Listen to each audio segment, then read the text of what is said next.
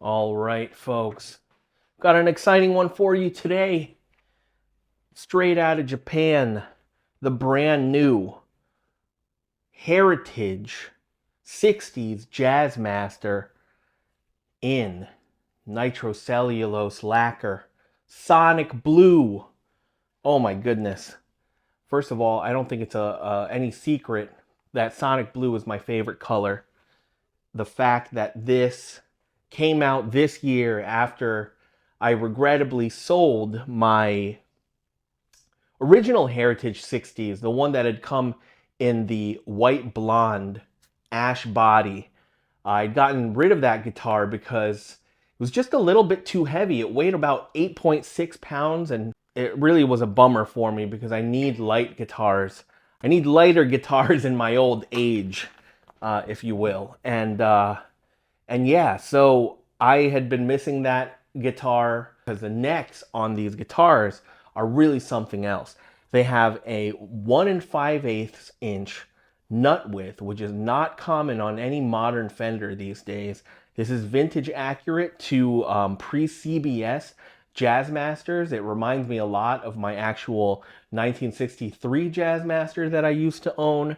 And it's just got this really nice, it's not too slim and it's not too thick, and it's just the perfect C profile on this neck.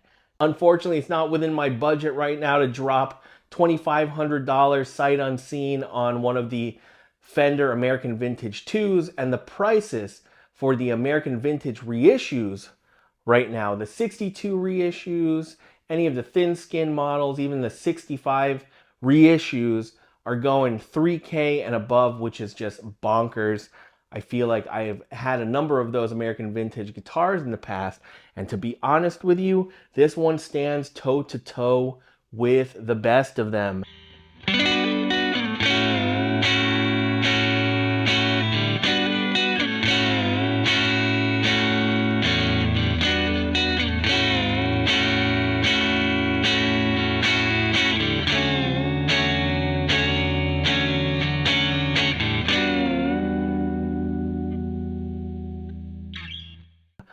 As far as the specs go, we've got all nitrocellulose lacquer finish all around.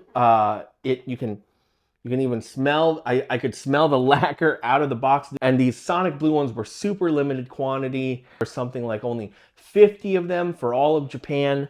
We've got a rosewood neck, 21 frets, clay dots, 7 1/4 radius, and actually vintage size frets. I feel like a lot of guitars these days are switching over to mostly narrow, tall frets for some reason.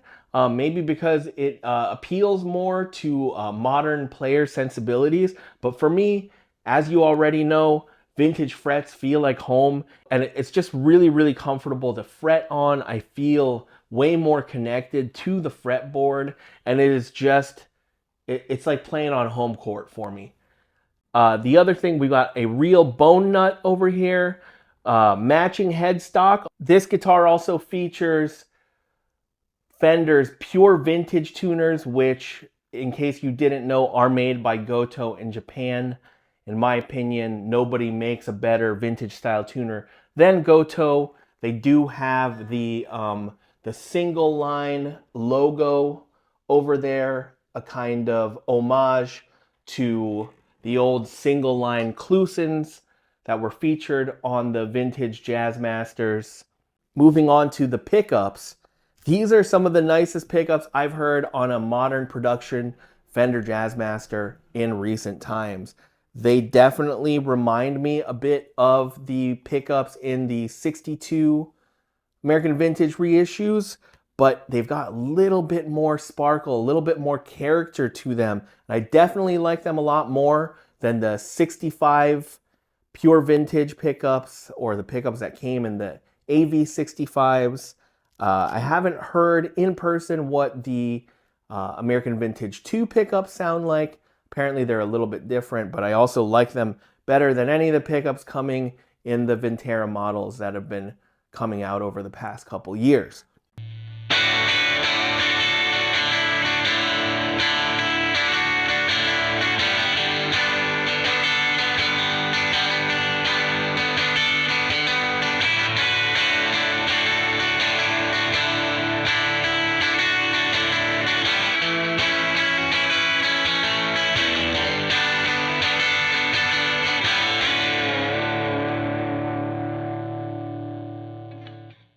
All right, so moving on, we've got two full-size CTS pots and a Switchcraft three-way toggle in our lead circuit, and we've got another Switchcraft switch in our rhythm circuit, as well as vintage spec mini pots that are not by CTS. It's a little peculiar choice by Fender Japan.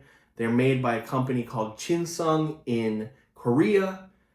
The rest of it, though, the mounting bracket, the thumb wheels, and even the shaft size of those mini pots are all USA spec. So they are the same exact parts that are being used on the American Jazzmasters.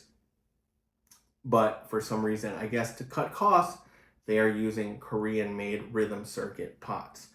The traditional Jazzmaster wiring configuration is completed with all 22 gauge cloth-covered wiring. However, all of the wires are only black and white and not the vintage colors that you will find under the hood of an American vintage reissue Jazzmaster. This guitar does have fully shielded cavities as well as a shielded pickguard. So you're not getting the unwanted noise that I unfortunately was getting on the most recent Vintera 2 50s Jazzmaster. This is usually the part of the video where I tell you that the weakest part of these Japanese Jazzmasters is the bridge and the tremolo, but I'm happy to report that that's not the case, shockingly, on this particular guitar. It did take a little bit of finagling because I was getting some rattles and unwanted vibrations, but reseating the strings on the saddles did the trick, and I'm now no longer getting those. Now, something that people don't often talk about is the fact that when you upgrade to something like a Mastery or even a Mustang bridge, you do lose some of that top-end sparkle that the Jazzmaster has historically been known for. You know, I'm not sure what it is about the construction of the bridge. I feel like it might have to do with the fact that there are not actual slots for the strings to sit in, and they're just sitting on these threaded saddles that creates that shimmering or that sparkling sound or that jangly sound that the original Jazzmaster bridge gives you.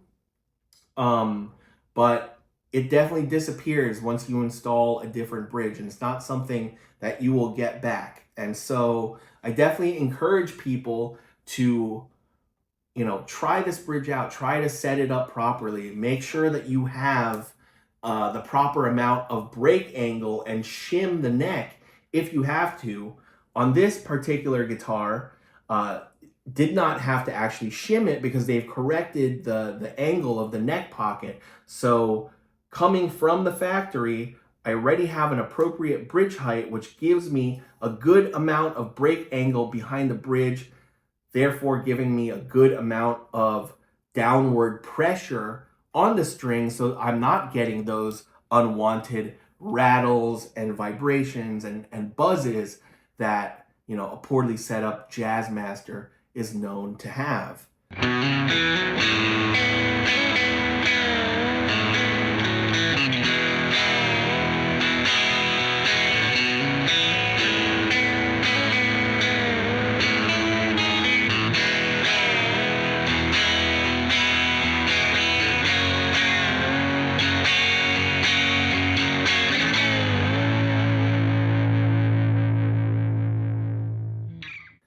Now, the tremolo also surprised me. I typically, as a point of priority, will swap out the Japanese tremolo right away for an American vintage reissue unit. However, on this one, there's something peculiar. It just has wonderful amount of play to it. It feels really bouncy and easy to create warbles with, which has not been the case on a lot of the American vintage reissue tremolos that I've been buying for my builds lately. And it's not the case with the Vintera 50s. I feel like the springs are a little bit stiffer on those, maybe as a result of the complaints that came out about the Panorama tremolo having too weak of a spring. I'm not sure if they maybe started putting stiffer springs in the American vintage trim and even the Vintera 50s trim, and now we're kind of left with a stiffer feeling spring, which doesn't make the tremolo as easy to play as on previous models.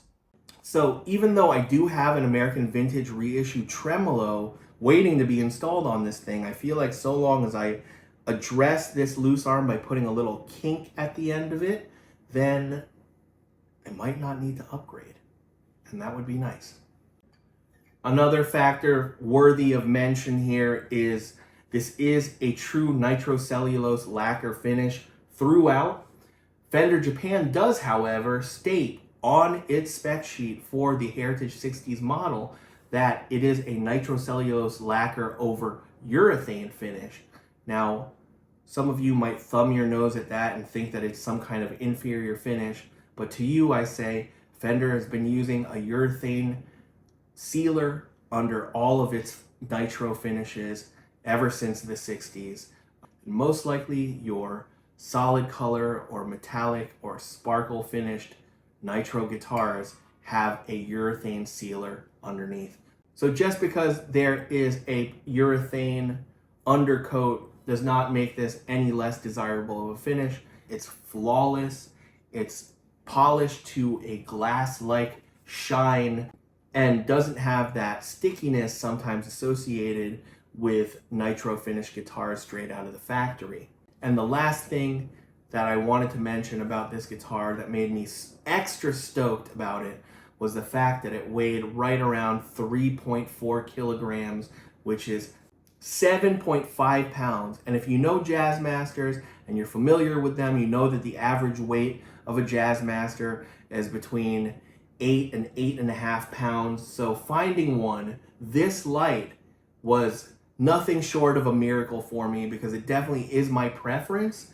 And I, based on my experiences with the previous Heritage 60s Jazzmaster that I had, which weighed about 8.6 pounds, I didn't even think that it was possible. So the fact that this is an actual alder body and not basswood and still weighs this light is insane to me. In case it wasn't already clear, I love this guitar. I highly recommend it. If you've got a budget for a brand new guitar and you've been in the market for a vintage style Jazzmaster, this is about, at the price point, this is about the best that you are going to come across. For only about $200 or so more than the Vintera 250s Jazzmaster, I would say pound for pound, the Heritage 60s Fender Japan Jazzmaster is a way better guitar in terms of fit and finish, in terms of quality and attention to detail, in terms of the pickups. Everything is head and shoulders above the competition at this price point.